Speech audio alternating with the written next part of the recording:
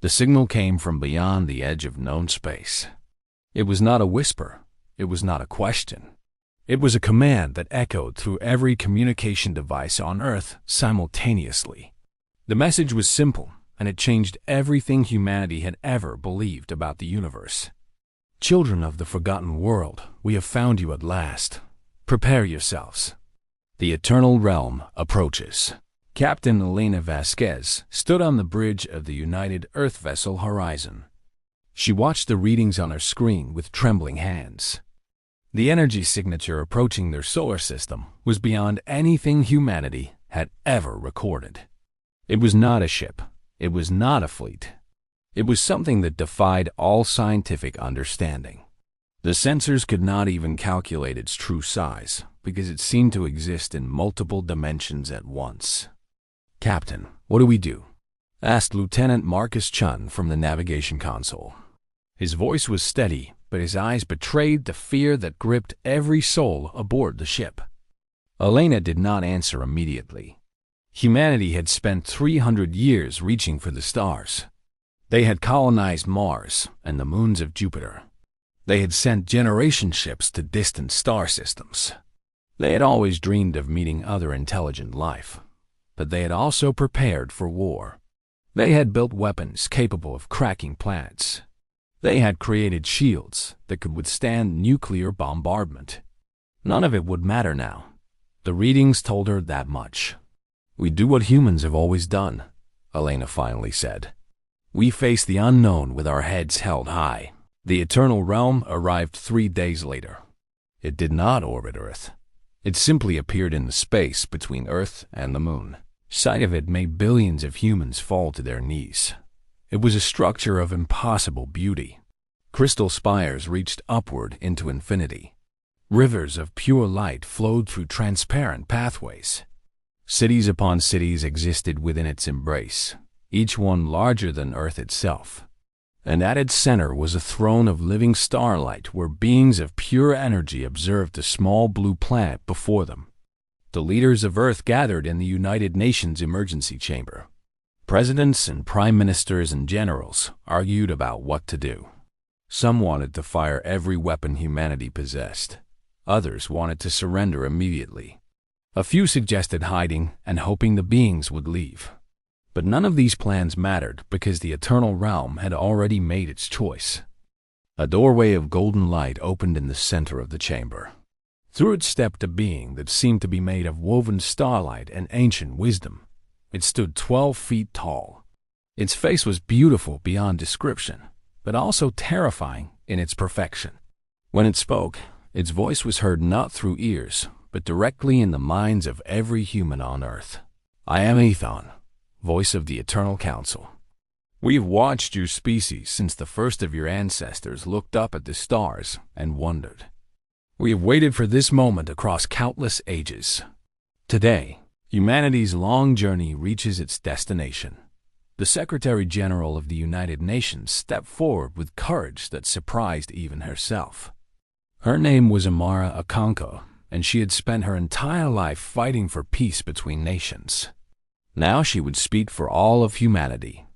"What do you want from us?" she asked. "We are a small species on a small world. We have barely touched the edges of our own solar system. What could beings as powerful as you possibly want with us?" Ethon looked at her with what might have been compassion, or perhaps it was something deeper, something that humans did not yet have a word for. "We want nothing from you," Ethon replied. "We have come to give." The chamber fell silent. This was not what anyone had expected. Throughout human history, power had always meant taking. The strong conquered the weak. The advanced exploited the primitive. It was the way of all things. Or so humanity had believed. Ethon raised one hand, and the walls of the chamber became transparent. Every human could see the Eternal Realm hanging in the sky above. They could see the trillions of beings that called it home. They could see technologies that made human achievements look like children's toys. 12 billion years ago, Ethon began, the first intelligent species arose in this universe. They called themselves the Architects. They achieved what your scientists call technological singularity within 1,000 years. They conquered death. They mastered energy and matter. They bent the fabric of reality to their will. And then they asked themselves a question that has defined every civilization since. What is the purpose of power? Elena watched from the horizon as the message was broadcast to every ship in the fleet. She had expected invasion. She had expected demands for surrender. She had expected the end of human freedom. Instead, she was listening to a philosophy lecture from a being older than the stars themselves. The architects could have ruled the universe, Ethan continued. They could have enslaved every species that came after them. They had the power to do so, but they chose a different path. They understood that true strength is not measured by what you can take. It is measured by what you can give. And so they created the eternal realm, a sanctuary for all conscious beings, a place where every species, no matter how young or weak, would be welcomed and protected. Amara felt tears forming in her eyes, but she did not understand why. There was something in Ethan's words that touched a place deep within her soul, a place that had been wounded by centuries of human cruelty and conflict. Over the ages, we have welcomed 700 million species into the realm. We have shared our knowledge and our resources. We have helped young civilizations grow beyond their limitations. We have mourned those who destroyed themselves before we could reach them. And always, we have searched for more children to bring home. Why us? Amara asked. Why now? Ethan smiled. It was a strange expression on a face made of starlight, but it conveyed warmth that crossed all boundaries of species and form. Because you are ready. We do not simply collect species. We wait until they have proven themselves worthy of the gift. You humans have suffered greatly. You have made terrible mistakes. You have waged wars and destroyed your own environment. You have hurt each other in ways that break even our ancient hearts. But you have also done something remarkable. The being paused and looked around the chamber at the gathered leaders. It seemed to see through their bodies and into their very souls. You have never stopped trying to be better. Every generation of humans has pushed forward. You have built hospitals and schools. You have created art that moves the universe itself to tears. You have sacrificed your lives for strangers. You have loved each other despite every reason not to. And most importantly, you have never lost hope. Even in your darkest moments, some human somewhere has looked up at the stars and dreamed of a better tomorrow. Elena felt something wet on her cheeks. She reached up and realized she was crying. Around her, she could see the same reaction in her crew. Lieutenant Chun was sobbing openly. The hardened soldiers who guarded the bridge were wiping their eyes. And through the communications channels, she could hear the same sounds from ships across the fleet. We have watched countless species reach for the stars, Ethan said. Many of them were more advanced than you. Many of them were stronger and faster and smarter. But very few had the one quality that matters most. The quality that the architects recognized as the true measure of a worthy civilization. What quality? Amara asked through her tears. Compassion, Ethan answered. The ability to look upon another being's suffering and feel it as your own. The willingness to help even when it costs you everything.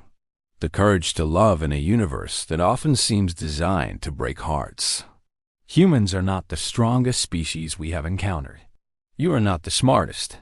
But in all our billions of years, we have rarely seen compassion burn as brightly as it does in human souls.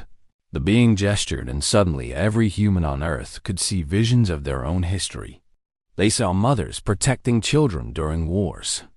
They saw strangers diving into frozen lakes to save drowning people. They saw doctors working without sleep to cure diseases. They saw volunteers feeding the hungry and housing the homeless. They saw a million acts of kindness that had never made the history books, but had made the universe a little brighter. These moments are recorded in the fabric of reality itself, Ethan explained. Every act of compassion creates ripples that spread across the cosmos. We have been following your ripples for a very long time. And now, at last, we can offer you your reward. Reward? Amara could barely speak the word. Humanity will never be alone again. You will have access to all the knowledge of the eternal realm. Your diseases will be cured. Your hunger will end. Your conflicts will fade as you realize how small they are compared to the wonders that await you. Your children will grow up in a universe that welcomes them with open arms. And someday, when you have grown enough, you will join us in welcoming other young species. You will become the elder siblings to civilizations not yet born. The tears were flowing freely now, not tears of sadness, not tears of fear, but tears of a joy so profound that human bodies did not know how else to express it. In every city on earth, people were embracing each other. Former enemies were crying in each other's arms. The old divisions of nation and race and religion seemed absurd in the light of what they were being offered. Elena walked to the observation window of the horizon. She looked at the eternal realm hanging in space like a jewel made of light and dreams. And she understood something that changed her forever. Humanity had always feared the universe. They had built weapons and walls. They had prepared for the worst, because history had taught them that the worst usually happened. But they had been wrong. The universe was not cruel. It was vast and patient and full of love. It had been waiting for humanity to grow up. And now, at last, the waiting was over. What happens next? Amara asked. Ethan extended a hand made of pure light. Whatever you want. The universe is your home. We are your family. And the journey is only beginning. When the historians wrote about that day, they called it the Great Awakening. It was the moment when humanity stopped seeing itself as a small and frightened species clinging to a rock in the void. It was the moment when they finally understood their true place in the cosmos, not as conquerors or victims, but as beloved children welcomed home at last. And the tears of joy that humanity shed that day became legend throughout the eternal realm, because those tears proved what the architects had known all along, that the universe is not measured by power or technology or conquest. It is measured by love. And in that measurement, humanity had always been rich beyond imagination. They just needed someone to show them